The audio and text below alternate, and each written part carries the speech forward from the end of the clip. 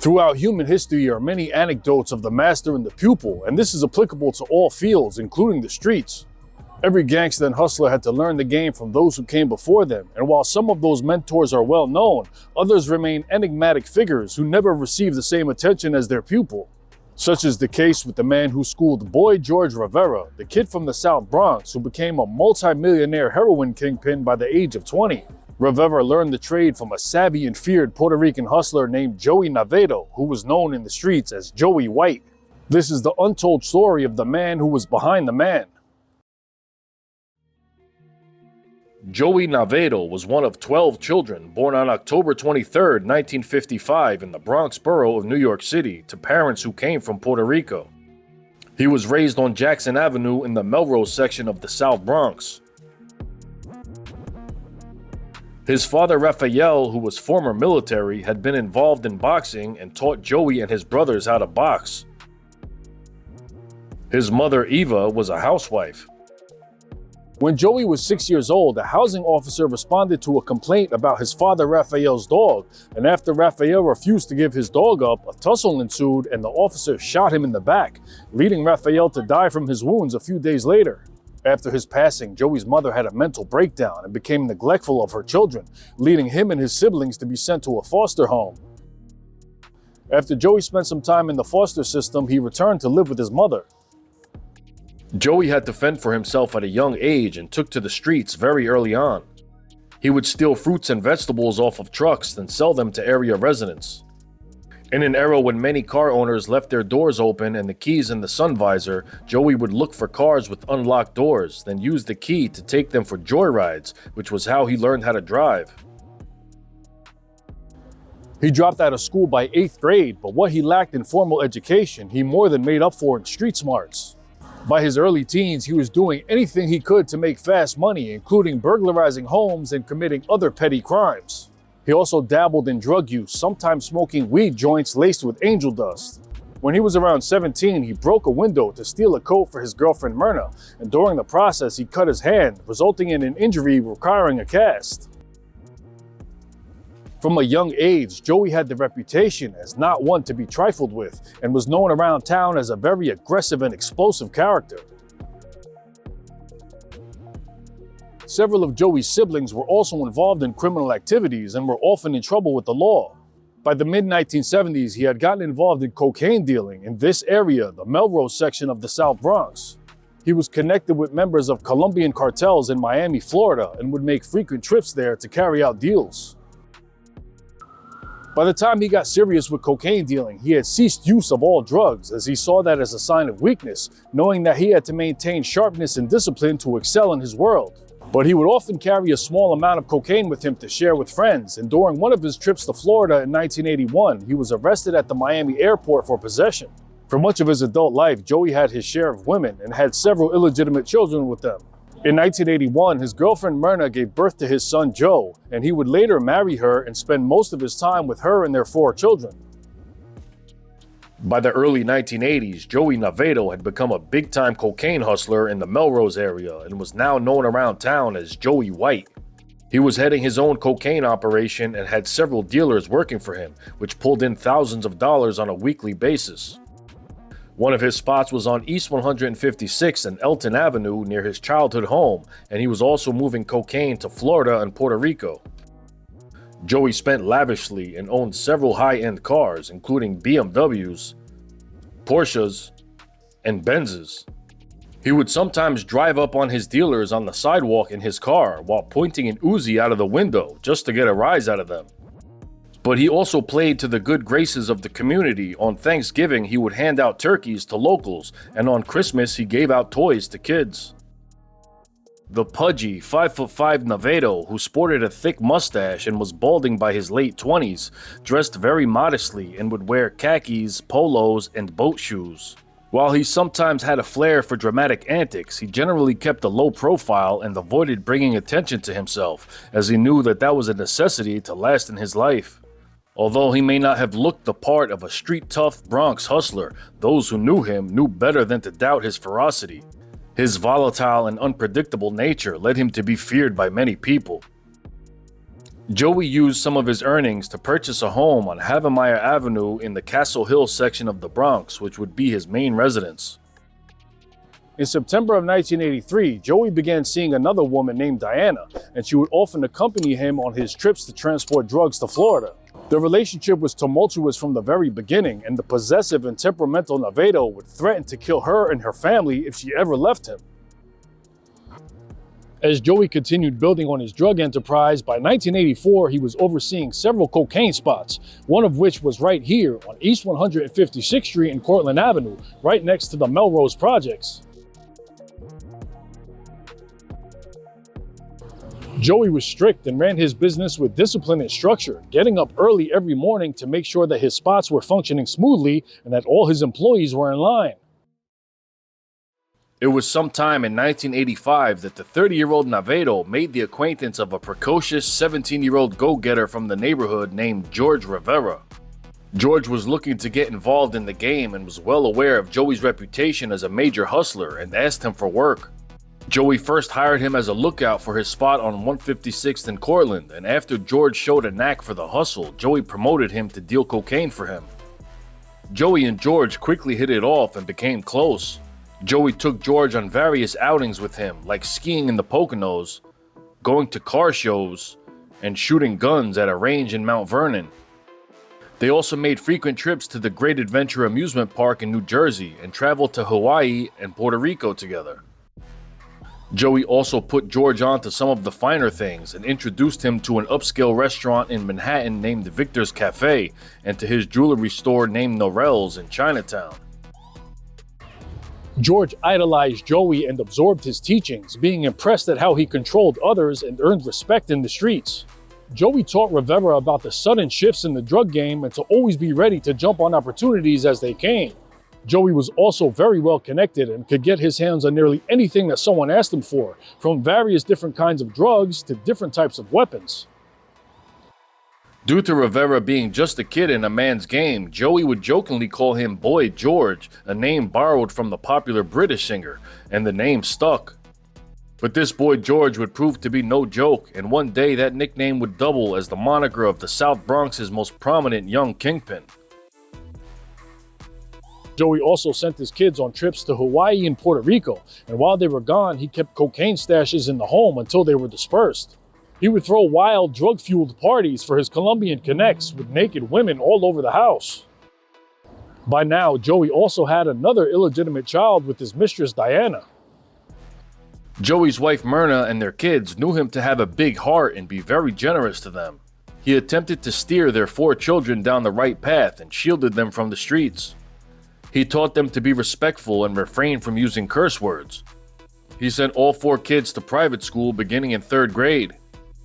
Yet they often witnessed his Jekyll and Hyde personality, as he could be charming and personable one second, then unleash a raging temper the next over seemingly minor things. One time, Joey went to a popular Italian restaurant in Castle Hill named Joe and Joe and waited in the car with his son while his wife went inside to get a meatball sub. After some time, his wife came out empty-handed and told Joey that the server had served someone before her that came in after she did. Joey then went inside the restaurant with his son and wife and ordered a meatball sub, and when it came, he grabbed the server from over the counter and began pummeling him with his fists. He told the server that if his wife ever comes there again and isn't served right away, that next time he's showing up with a gun. After working with Joey for nearly a year, Boy George decided to switch over to heroin sales. He connected with Victor and George Torres, 2 brothers who ran a major heroin operation in the South Bronx that pulled in millions of dollars a year from selling a popular brand called Checkmate. George started off as a lookout for the brothers on Watson Avenue in the Soundview neighborhood, but soon he began dealing for them. The Torreses had their product prepared in apartments known as cutting mills, where workers diluted pure heroin, then cut it up and packed it in small, waxy, element-resistant bags called glassines. George was quickly promoted to manager at one of the Torres brothers' busiest spots on East 166th Street and Washington Avenue in the Morrisania section of the South Bronx. Having learned the tools necessary to succeed as a hustler from Joey White, he followed his teachings, and like Joey, George got up early to oversee his location. His dedication paid off, and Rivera's spot quickly began clearing $65,000 a week in sales. Joey and George continued to stay in touch with each other and would often meet up to hang out or eat together. In May of 1987, Navedo, Diana, and their child had returned from a drug run in Florida and were staying at a Ramada Inn hotel in Manhattan. Joey had to make another trip to transport cocaine to Puerto Rico, and when Diana refused to accompany him, he threatened to kill her and wouldn't allow her or their child to leave. At some point while Joey was distracted, Diana managed to quickly sneak out of the hotel room and make a call to her mother to inform her what was happening. Her mother then called the 44th precinct in the Bronx, and when the police learned of the presence of drugs, they informed the DEA. The DEA then met with Diana's mother, and she informed them of Diana's fear for her life if Joey ever found out that she called the police on him, but they assured her that she wouldn't be exposed. The next day, the DEA stormed Joey's hotel room where they found a stash of cocaine, and they were also tipped off to secret compartments in his car where they found more drugs. They arrested Navedo as well as Diana to keep up appearances so it wouldn't seem suspicious. At that time, Navedo had no idea how the DEA knew of his whereabouts, and considering that he thought he had his eyes on Diana at all times, he didn't suspect her of having any involvement.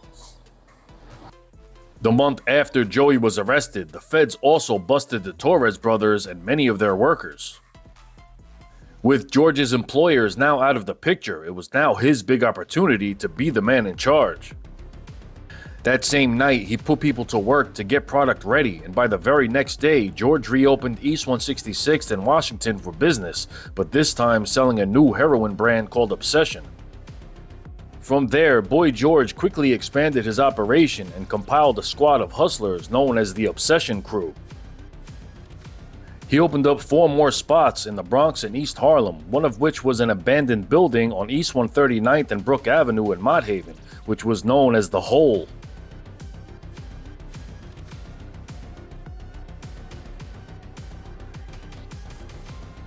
Obsession quickly took off and became one of the most popular heroin brands on the market due to its high purity, and George also sold other brands such as Sledgehammer, which was also a favorite amongst users. Meanwhile, with Navedo in custody and looking at a long sentence, detectives offered him the chance to cooperate, but he turned it down. However, detectives had a trick up their sleeves. The detectives were now aware that Joey's old sidekick, Boy George Rivera, was heading his own heroin operation, information which may have come from Diana. So a detective named Willie Cebollero had brought up George's name to Joey in an attempt to mislead him into thinking that it was George who snitched on him. With Joey still clueless about how the police found him, when George's name was mentioned, it got him thinking that George was in fact one of the only people that knew he used that Ramada Inn as a transport hub, and thus must have been the one to sell him out. Feeling betrayed by the kid he took under his wing, Joey decided to cooperate as a confidential informant on the streets, and he was released after 3 months of incarceration in July of 1987. Nobody on the streets was aware that Joey had been arrested, and he was given full immunity to play both sides as a hustler and informant, and began feeding feds information about Boy George's Obsession organization. Only a month after George took over from the Torres brothers to lead his own operation, his mentor in the game was already setting the wheels in motion to help take him down. After his release, Joey continually went to Diana's mother's apartment in the Morrisania air rights houses to find out where Diana was residing. This was just Joey looking to reclaim her, as he was still unaware that she was the one to blow the whistle on him. He continually harassed and threatened Diana and her family, and Diana filed several complaints against him and received an order of protection. Joey began taking his cooperation a step further and began setting up undercover buys with George. In August of 1987, Joey had introduced George to an undercover detective who bought 2 ounces of high-purity heroin from him. Then in October of 1987, George and his associates met with Joey and the undercover again, this time for a purchase of $5,000 worth of heroin. This would be George's last transaction with the detective, as George's second-in-command correctly surmised that Joey's man may be an undercover cop. Right after that meeting, George relocated his cutting mills from a Marriott Marquis hotel room to different homes in the Bronx. At some point, Joey figured out that it wasn't actually Boy George who sold him out, but rather his child's mother, Diana, although it's unclear how he came to that conclusion. But Navedo was already in too deep with this cooperation against George and his organization. But now that he knew who the real culprit was, he was out for payback. By now, the 20-year-old boy George Rivera had far surpassed his mentor. He was a multi-millionaire and the main source of heroin in the South Bronx. He would gross as much as $250,000 in a single week and spent extravagantly. He had a fleet of luxury cars and bought a vacation home in Puerto Rico where he had his obsession logo etched on the floor tiles of his pool. He spent tens of thousands of dollars customizing his automobiles. On his favorite Mercedes, he added special features straight out of James Bond movies, including radar detectors and contraptions to throw off anyone following him. In the early fall of 1988, Navedo located Diana and punched her in the face with a pair of brass knuckles. Then on another occasion, he forced her into his vehicle at gunpoint, handcuffed and assaulted her in the car, then pointed to a chainsaw in the back seat and threatened to cut her into pieces. Navedo then took his son and threatened to kill him if Diana or her family intervened. Detective Cebollero later negotiated with Navedo for the return of the child with the promise to not arrest him, to which Navedo agreed. 2 weeks later, Diana was at a birthday party at her cousin's apartment in the Bronx when someone fired 10 shots into the apartment from outside, striking one of her other cousins who was also in attendance. Still oblivious to the intel being gathered on him and his crew, Boy George continued to live a luxurious lifestyle. On Christmas Eve 1988, he threw a black tie affair party on a yacht for his employees and all of their guests. He hired rappers to perform, served fancy foods, and had raffle prizes, which included expensive gifts to his employees. Unpretentiousness was apparently one trait that he didn't take in from Navedo. Diana was scheduled to testify against Navedo, but he was intent on making sure that never happened. On March 9th, 1989, Diana stepped out of her apartment to take out the trash, and that's when 2 hooded men appeared in the stairwell and fired 6 shots at her. 1 shot penetrated her right shoulder and the other struck her in the cheekbone. Diana was rushed to the hospital where she recovered from her wounds, and although the assailants were never identified, she was sure that they were sent by Joey to prevent her from testifying against him. On April 30th, 1989, one of Boy George's workers left the production apartment to make a batch of deliveries, and soon afterwards he was surrounded by federal agents and arrested with 10,000 obsession glassines on him. That same evening, police executed a search warrant on George's cutting mill at East 243rd Street and 11 workers were arrested. There they recovered many incriminating items such as 1 kilo of heroin, 5 loaded guns, triple beam scales, and over 100,000 empty glassines bearing the Obsession and Sledgehammer logos. When George caught wind of the raid, he grabbed some cash and was going to make a run for it, but he was arrested as soon as he left his building on Morris Avenue. He was named in a 14-count federal indictment along with 33 other people, and soon George's second-in-command and other workers agreed to cooperate against him. It was around this time that George became aware that his mentor Joey Navedo had been selling him out to the feds for nearly 2 years. Rivera was the youngest defendant to ever be charged with the federal kingpin statute. Yet even with this cooperation being known around town, Navedo continued to go about his daily life, living in the same home in the Bronx, seemingly unworried about retribution. In August of 1990, George Rivera went on trial with a mountain of damning evidence to overcome, including pictures of his vacations and souped-up vehicles. His defense team was led by high-powered New York attorney Robert Simels. Simels' main defense was to argue that it was really Joey Navedo who was the head of the obsession conspiracy, and that he only used Rivera as a frontman. They also claimed that it was Navedo who was behind the customization of the cars and not Rivera. Navedo was never called to testify at the trial. After a 3-month trial, Rivera's defense managed to get him acquitted of most of the charges against him, but he was ultimately convicted of conspiracy to traffic heroin and attempted income tax evasion on $5 million. On April 24, 1991, the 24-year-old George Rivera was sentenced to life in prison without parole.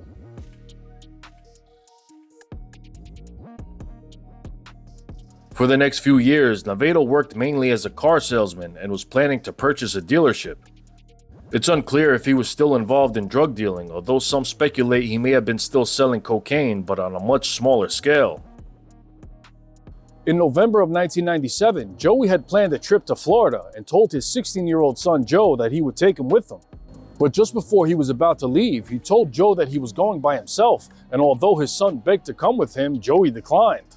Before heading to the airport, Joey dropped his son off at school, and normally they shook hands when they parted, but that day Joey kissed him goodbye. That would be the last time anybody saw Joey Navedo. On November 15, 1997, police were alerted to a car that was parked in the parking lot at the Miami Opa-locka airport for several days, which was leaking fluid from the rear. When police arrived, they discovered the dead body of 42-year-old Joey Navedo stuffed inside the trunk. He suffered a brutal demise. He had been savagely beaten to death. None of his personal items were taken. He was still wearing all of his jewelry and had money in his pocket.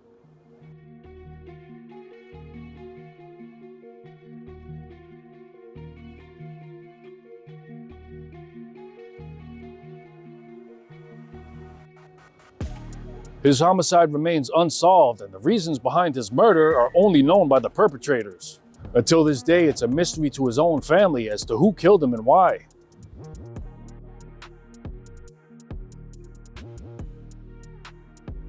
George Rivera continues to serve his life sentence in the Florence Supermax prison in Colorado. Joey White Navedo has long been a name only known for his connection to his better-known pupil, Boy George Rivera, but perhaps now the full picture has been painted of a complex yet troubled man. Navedo possessed the mentality to succeed as a hustler, and his tutelage helped to influence Boy George Rivera to become one of the biggest drug lords ever seen in the South Bronx. Yet the hustling game is a trade where discipline, smarts, and structure can be double-edged swords, as the same attributes which can help someone rise to the top are also the same ones which can lead to a bigger downfall. They often say that there's only two ways out of that life, death or jail, but there's actually three: death, jail, or cooperation. And every young hustler who hits the streets believes that they won't be the ones to fall victim to them. And between Joey White meeting a brutal ending after turning on his pupil and Boy George Rivera doing life in prison without parole, they turned out to fall victim to all three.